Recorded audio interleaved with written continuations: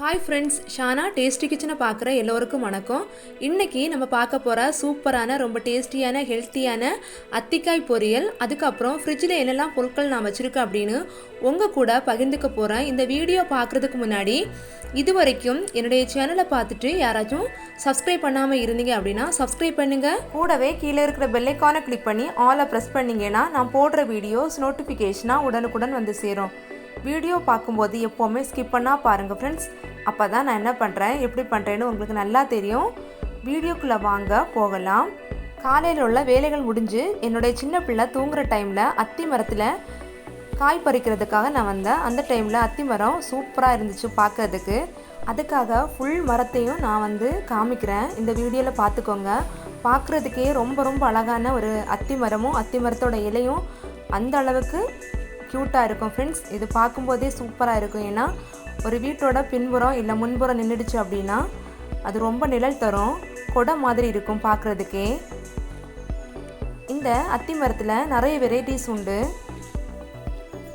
இது இங்கே குமரியிலலாம் மேக்ஸிமம் இந்த மாதிரி அத்தி மரம் தான் நட்டிருக்காங்க. நிறைய வீட்டில், அதுக்கப்புறம் சர்ச்சில், இந்த மாதிரி இடங்களில் அதிகமாக நிற்குது. இது மூட்டில் தான் காய் காய்க்கும்.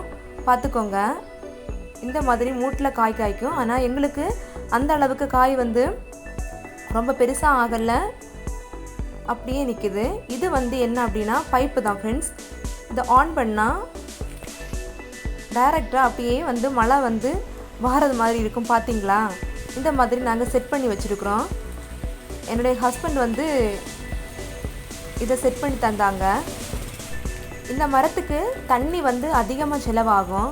மழை டைமில் ரொம்ப ரொம்ப அழகாக இருக்கும் ஃப்ரெண்ட்ஸ். பார்க்கும்போது இலைகள் நல்லா படர்ந்து வரும்.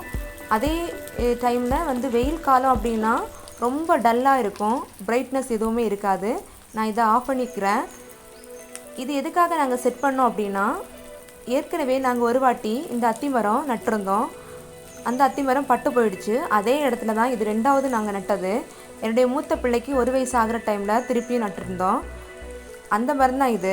இது ரொம்ப பர்ஃபெக்டாக வருது. இருந்தாலுமே அதிகமாக காய் காய்க்கல, கொஞ்சம் தான் காய்ச்சிருக்கு. இதுலேருந்து நம்ம காய் எடுக்க போகிறோம். இது மூட்டில் இருந்து கொண்டை வரைக்கும் காய் காய்க்கிற ஒரு அத்தி மரமாக தான் இருக்குது. இதில் என்ன சத்துகள் இருக்குது அப்படின்னா, சுகர் பேஷண்ட் இருக்காங்க இல்லை, சர்க்கரை நோயாளிகள், அவங்களுக்கு இதை டெய்லியும் நீங்கள் இந்த அத்தி பழம் எடுத்துகிட்டு வந்தீங்க அப்படின்னா சுகர் குறையிறதுக்கான வாய்ப்புகள் அதிகம் உண்டு. அதுக்கப்புறம் உடம்பில் ஹீமோகுளோபின், ரத்தம் அதிகரிக்கிறதுக்கான ஒரு தன்மையும் இருக்குது. நெக்ஸ்ட்டு என்ன அப்படின்னா, முடி கொட்டுது இல்லையா, அந்த முடியை கொட்டுறதை நிப்பாட்டுறதுக்கான ஒரு தன்மையும் இந்த அத்தி பழத்துக்கு இருக்குது ஃப்ரெண்ட்ஸ். அத்தி பழத்துக்கு. அதுக்கப்புறம் இந்த ஆம்பளைங்களுக்கு ஆண்மை குறைவு அப்படின்னு சொல்லுவாங்க இல்லை, இதை சாப்பிட்டுட்டே வந்தீங்க அப்படின்னா, அந்த மாதிரி பிரச்சனைகள் இருக்கிறவங்க கண்டிப்பாக சாப்பிட்டுட்டு வந்தீங்க அப்படின்னா ரொம்ப பயனுள்ளதாக இருக்கும். நெக்ஸ்ட்டு உடல் எடையை கூட்டுற ஒரு தன்மையும் இருக்குது. இதை சாப்பிட்டுட்டே வந்தீங்கன்னா உடல் பளபளப்பாகிறதுக்கான ஒரு தன்மையும் இருக்குது. இந்த மாதிரி அத்தி மரத்தில் நிறைய பயன்கள் இருக்குது. கண்டிப்பாக நீங்கள் இந்த மாதிரி அத்திக்காய் இல்லை அத்திப்பழம் கிடச்சிடுச்சு அப்படின்னா பிடிக்காட்டி கூட நீங்கள் சாப்பிட்டுக்கோங்க. நான் கூட இது பிடிக்காம தான் இருந்தேன். அதுக்கப்புறம் இதோட குணங்கள், இதுக்கு எவ்வளவு பயன்கள் இருக்குது அப்படின்னு நான் அறிஞ்ச அப்புறம் இதை சாப்பிடணும் அப்படின்னு எனக்கு கூட ஆர்வமாக தான் இருக்குது. இல்லத்தரசிகளாக இருக்கிற யாராக இருந்தாலும் ரொம்ப டயர்டாக இருப்பீங்க. கண்டிப்பாக இந்த மாதிரி காய்கள் கிடச்சிடுச்சு அப்படின்னா வேஸ்ட்டு பண்ணாமல், இந்த தோல் எல்லாம் உடைச்சிடுச்சு இந்த மாதிரி கட் பண்ணி பொரியல் போட்டு சாப்பிடலாம். இல்லை பழம் இருந்துச்சு அப்படின்னா தேனில் போட்டு கூட சாப்பிட்டுக்கலாம். இதை கட் பண்ணும்போது ஹார்ட் ஷேப்பு வருது பார்த்தீங்களா? நான் ஏற்கனவே பறிச்சுட்டு கழுகி க்ளீன் பண்ணியாச்சுது. இதை கட் பண்ணி காமிச்சு தரேன். இந்த மாதிரி கட் பண்ணால் சின்ன சின்னதாக இருக்கும். இது வாழைக்காயோட சைஸில் தான் இது இருக்குது. ஒரு வாட்டி தான் நான் ட்ரை பண்ணேன். இது 2வது வாட்டி பண்ணுறேன். ரொம்ப அழகாக இருந்துச்சு. அடுப்பு பற்ற வச்சு கடாய் வச்சுப்போம். கடாய் சூடானதும் எண்ணெய் சேர்த்து, எண்ணெய் காஞ்சதுமே கடுகு சேர்த்துக்க போகிறோம். கடுகு பொட்டுனதும் ஒரு வெங்காயம் நான் சின்ன சின்னதாக கட் பண்ணி வச்சுருக்கிறேன். அதுக்கப்புறம் 2 பெரிய பச்சை மிளகாயும் கட் பண்ணி வச்சுருக்கிறேன். அதுவும் சேர்த்து நல்லா வதக்கிக்கணும். நல்லா வதங்கின அப்புறம் கட் பண்ணி வச்சுருக்கிற அத்திக்காயை நம்ம சேர்த்துக்க போகிறோம். இந்த அத்திக்காய் நல்ல திக்கானது மாதிரி தான் இருக்கும். அதனால் நம்ம சேர்த்த அப்புறம் தண்ணி சேர்த்து வேக வச்சுக்க போகிறோம். அத்திக்காயும் சேர்த்தாச்சுது. அத்திக்காயும் சேர்த்ததும் இது முங்குற அளவுக்கு தண்ணி போதும், அதிகமாக வேண்டாம். இந்த அத்திக்காய் முங்குற அளவுக்கு தண்ணி சேர்த்து வேக வச்சுக்க போகிறோம். அதுக்காக தேவைக்கேற்றாப்புல உப்பும் சேர்த்துக்க போகிறோம். தண்ணி சேர்த்ததும் உப்பு சேர்த்து ஹை ஸ்பீடில் வச்சு மூடி போட்டு வேக வச்சுக்கோங்க. 1/2 டீஸ்பூன் உப்பு சேர்த்தா போதும், அதிகமாக வேண்டாம். நெக்ஸ்ட்டு ஒரு வாட்டி கிளறி விட்டு மூடி போட்டு வேக வச்சுக்கோங்க. அதுக்கப்புறம் ஓப்பன் பண்ணி பார்ப்போம். அத்திக்காய் வெந்திருந்தா தேங்காய் சேர்த்துக்க போகிறோம். அதுக்கப்புறம் ஒரு கைப்பிடி அளவு தேங்காய் சேர்த்து இந்த மாதிரி கிளறி விட்டுக்கோங்க. கிளறி விட்டு ஒரு வாட்டி கூட நல்லா மூடி போட்டு வேக வச்சுக்கோங்க. அதுக்கப்புறம் ஓப்பன் பண்ணி பார்ப்போம். நல்லா சுண்டி வந்தாச்சு. இந்த டைமில் என்ன பண்ண போகிறோம் அப்படின்னா 2 நாட்டுக்கோழி முட்டை எடுத்து நம்ம உடச்சி ஊற்றிக்க போகிறோம். இது நல்லா வெந்துடுச்சு அத்திக்காய். 2 நாட்டுக்கோழி முட்டை உடச்சி ஊற்றிக்கோங்க. நீங்கள் பிராய்லர் முட்டை எதுவும் எடுத்துக்காதீங்க. இந்த அத்திக்காய் ரொம்ப ஹெல்ப்ஃபுல்லானது, ரொம்ப ஹெல்த்தி. அதனால் ஹெல்த்தியான சாதனமே போட்டுக்கோங்க. அதுக்கப்புறம் நல்லா கிளறி விட்டுட்டீங்க அப்படின்னா இது பார்க்குறதுக்கு முட்டை பொரியல் மாதிரி இருக்கும். சாப்பிட்றதுக்கும் அதே டேஸ்ட் தான் வரும்.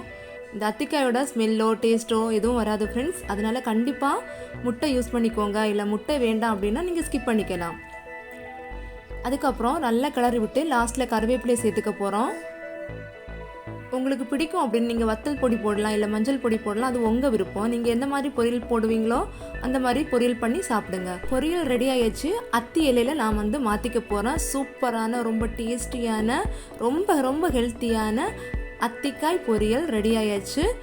அத்திக்காய் உங்கள் வீட்டில் நிற்குது, இல்லை பக்கத்து வீட்டில் நிற்குது அப்படின்னா அதை மிஸ் பண்ணாதீங்க. கண்டிப்பாக இந்த மாதிரி பொரியல் ஒரு வாரத்தில் ஒரு வாட்டி செஞ்சு சாப்பிடுங்க ஃப்ரெண்ட்ஸ். கண்டிப்பாக உங்களுக்கு ரொம்ப ரொம்ப யூஸ்ஃபுல்லாக இருக்கும், ரொம்ப ஹெல்த்தியாக இருக்கும். இந்த அத்திக்காய் இல்லை அத்திப்பழம் கிடச்சிருச்சு அப்படின்னா அதை கண்டிப்பாக மிஸ் பண்ணாதீங்க. அதுக்கப்புறம் ஃப்ரிட்ஜ் ஆர்கனைசேஷன்ஸ் எப்படி பண்ணியிருக்கேன், இந்த ஃப்ரிட்ஜில் நான் என்னெல்லாம் திங்ஸ் வச்சுருக்கேன் அப்படின்னு உங்கள் கூட பகிர்ந்துக்க போகிறேன். அதுவும் ஸ்கிப் பண்ணால் பாருங்கள். வாங்க. ஃபஸ்ட்டில் நான் மேலே பிள்ளையோட மருந்து பாட்டிலெலாம் எடுத்து வச்சுருக்கேன். ஷாரனோட மருந்து பாட்டில் தான். அதுலேயே பார்பியை நான் தூக்கி வச்சுருக்கேன். ஏன்னா பிள்ளைங்க விளையாடிடுவாங்க அப்படின்னு, அதுக்காக தான். இது மாமியாரோட கருப்பட்டி. அதுக்கப்புறம் இது பூஸ்ட் பவுடர். நெக்ஸ்ட்டு இது என்னுடைய மேரேஜ் முடிஞ்ச டைமில் நானும் ஹஸ்பண்டும் கன்னியாகுமரி போயிருந்தோம். அந்த டைமில் இந்த சங்கில் உள்ள ஃப்ளவர்ஸ் வாங்கி வச்சுருந்தோம் ஃப்ரெண்ட்ஸ். 6 வருஷம் ஆகுது, எந்த ப்ராப்ளம் வரலை. ஏற்கனவே இது கேக் வீடியோலெல்லாம் நான் காமிச்சிருப்பேன். அதுக்கப்புறம் உள்ளே ஓப்பன் பண்ணி பார்க்க போகிறோம் என்னெல்லாம் நான் வச்சுருக்கேன் அப்படின்னு. வெறும் சிம்பிளான பொருட்கள் தான் வச்சுருக்கேன், பார்த்துக்கோங்க. பொருட்கள் அதிகமாக இருக்காது, குறைவாக தான் இருக்கும். நான் ஏற்கனவே சொல்லியிருக்கேன். இது தண்ணி வச்சு ஒரு பாத்திரத்தில் மல்லி இலையை சேர்த்துட்டிங்க அப்படின்னா இது 2 வாரம் 3 வாரம் கெட்டு போகாமல் இருக்கும். இது ஒரு நல்ல ஒரு டிப்ஸ். தெரிஞ்சிருந்தால் அவாய்ட் பண்ணுங்கள், இல்லை அப்படின்னா யூஸ் பண்ணிக்கோங்க. தக்காளி. இதில் டப்பாவில் இருக்கிறது பெரிய பச்சை மிளகாய், பாண்டி பச்சை மிளகாய், நாடன் பச்சை மிளகாய் இருக்குது. அதுக்கப்புறம் பால் நான் எப்போவுமே ஃப்ரிட்ஜில் ஸ்டோர் பண்ணி வச்சுருப்பேன், பிள்ளைங்க இருக்கிறனால. இதில் காய்கறி ஐட்டம்ஸ் இருக்குது. 1 வாரத்துக்கு தேவையான காய்கறிகள் இருக்குது ஃப்ரெண்ட்ஸ். இது எங்களுக்கு தாராளம் தகையும். அதுக்கப்புறம் டோரில் சிம்பிளான வனஸ்பதி, அதுக்கப்புறம் நான் கேக்குக்கு யூஸ் பண்ணுற ஃப்ளேவர்ஸ் எல்லாமே இருக்குது. இது ப்ளூபெர்ரி. அதுக்கப்புறம் லாஸ்ட் லேயரில் தேங்காய் வச்சுருக்கிறேன், உடச்சி வச்ச தேங்காய். அதுக்கப்புறம் இஞ்சி. இவ்வளோதான் ஃப்ரெண்ட்ஸ் என்னோடய ஃப்ரிட்ஜில் உள்ள திங்ஸ் எல்லாமே. அதிக பேர் என்ன செய்வாங்க அப்படின்னா ஃப்ரிட்ஜில் எல்லா வேஸ்ட்டையும் கொண்டு வைப்பாங்க. அந்த மாதிரி நான் பண்ண மாட்டேன். இவ்வளோதான் ஃப்ரெண்ட்ஸ் நான் ஸ்டோர் பண்ணி வைக்கிறது. அதுக்கப்புறம் ஒன்று கூட ஸ்டோர் பண்ணி வைப்பேன், மாவாட்டி வைப்பேன். இன்றைக்கி மாவாட்டி வைக்கல. ஃப்ரீசரில் இருக்கிறது ஒயிட் சாக்லேட், டார்க் சாக்லேட்டு கேக்குக்காக நான் வாங்கி வச்சது. ஃப்ரீசரில் அப்படின்னா கெட்டு போகாமல் இருக்கீங்களா, அதுக்காக தான். இவ்வளோதான் ஃப்ரெண்ட்ஸ் நான் ஃப்ரிட்ஜில் ஸ்டோர் பண்ணி வைக்கிற திங்ஸஸ் எல்லாமே. ஃப்ரிட்ஜு ஆர்கனைசேஷன்ஸ் பார்த்தாச்சு. அதுக்கப்புறம் இன்றைக்கி ஈவினிங் அப்பளம் நான் ஏற்கனவே வீடியோ போட்டிருந்தேன். அந்த அப்பளம் தான் நான் பொரிச்சிட்ருக்கேன் பிள்ளைங்களுக்கு கொடுக்குறதுக்காக. அன்னைக்கு நான் அப்பளத்தில் அப்பளத்தை கட் பண்ணி பொரிச்சு வச்சுருப்பேன். இன்றைக்கி முழுசாக போட்டு பொரிச்சு வச்சுருக்கிறேன். வீடியோ பார்க்காதவங்க கீழே டிஸ்கஷனில் லிங்க் கொடுத்துக்கிறேன், செக் பண்ணி பார்த்துக்கோங்க. அதுக்கப்புறம் ஃப்ரிட்ஜ் க்ளீனிங் வீடியோ ஏற்கனவே போட்டிருந்தேன், அந்த வீடியோ பார்க்காதவங்களும் கீழே டிஸ்கஷனில் லிங்க் கொடுத்துக்கிறேன், செக் பண்ணி பார்த்துக்கோங்க. சாயங்காலம் நாங்கள் பால் தான் குடிப்போம், அதுக்காக பாலும் ஸ்நாக்ஸும் ரெடி பண்ணி வச்சாச்சு. நெக்ஸ்ட்டு கிச்சனில் க்ளீனிங் வேலை எல்லாமே முடிஞ்சிடுச்சு. பார்த்துக்கோங்க, என்னுடைய கிச்சன் வந்து எல்லா வேலைகளும் முடிச்ச அப்புறம் எந்த மாதிரி இருக்கும் அப்படின்னு உங்கள் கூட பகிர்ந்துக்கிறேன், அதையும் கூட பார்த்துக்கோங்க. இந்த மாதிரி எல்லா வேலைகளும் முடிச்ச அப்புறம் க்ளீன் பண்ணி வச்சுட்டேன் அப்படின்னா எனக்கு அப்போ தான் திருப்தியாக இருக்கும். பிள்ளைங்க அழுதாலும் தூங்குனாலும் தூங்காவிட்டாலும் நான் வந்து இந்த க்ளீனிங்கை முடிச்சிடுவேன். கண்டிப்பாக பார்த்துட்டு இருக்க இல்லத்தரசிகள் எல்லாரும் இந்த மாதிரி க்ளீன் பண்ணுவீங்க அப்படின்னு நினைக்கிறேன். இந்த வீடியோ எல்லாம் பிடிச்சிருந்துச்சுன்னா லைக் பண்ணுங்கள், கமெண்ட் பண்ணுங்கள், உங்கள் ஃப்ரெண்ட்ஸ் அண்ட் ஃபேமிலிக்கு ஷேர் பண்ணுங்கள். இன்னொரு வீடியோவில் நான் உங்களை சந்திக்கிறேன். அது வரைக்கும் பாய் பாய், டேக் கேர்.